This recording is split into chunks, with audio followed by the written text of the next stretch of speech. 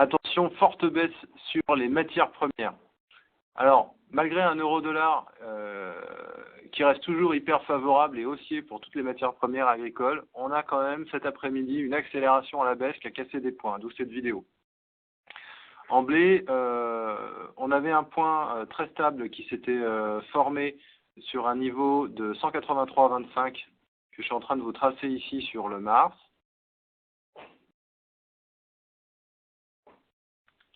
Ce point vient d'être enfoncé, ce qui nous donne quand même une grosse indication baissière avec probablement un petit rendez-vous maintenant à 180 € qui va être un niveau extrêmement important.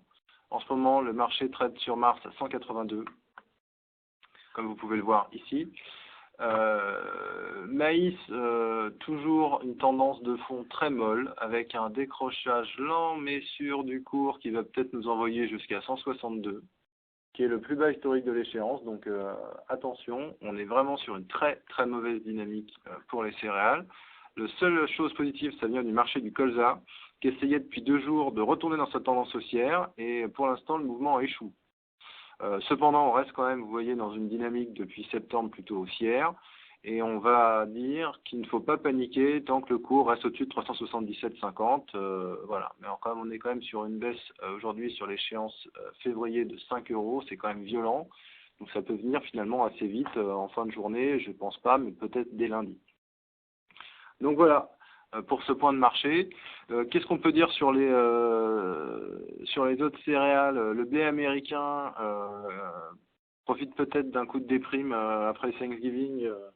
Pour descendre à la cave, on est à 480.